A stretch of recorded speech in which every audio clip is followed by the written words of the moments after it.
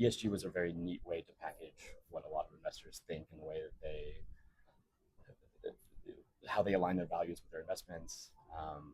I work in renewable energy, so obviously I think the ESG element is a very, very legitimate one, and it's one that there are a lot of people I think that want to make the world a better place, and that believe that we can have a cleaner, more efficient energy system.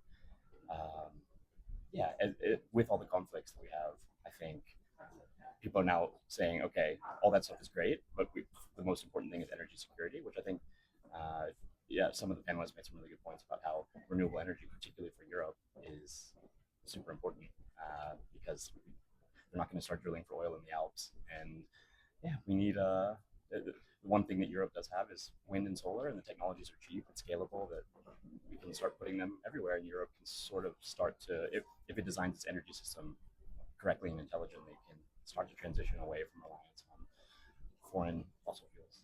But really good to see the ESG conversation coming out today.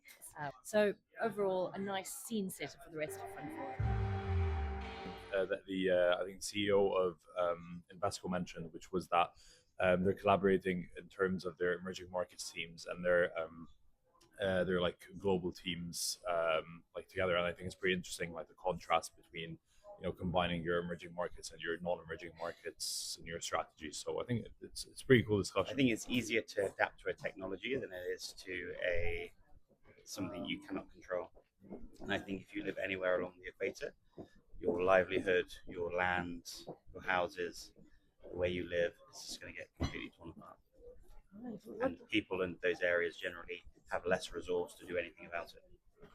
So for me, that's a greater existential threat to people than AI is. I think the main thing that we've learned from history is the fact that there's always big bubbles and big crashes, and for as long as, for thousands of years, whether it was in commodities markets in ancient Japan or in Dutch tulips or whatever it is, there's always big cycles where huge amounts of capital flow into a particular sector. Everyone gets really, really excited about it, super buoyant, optimistic.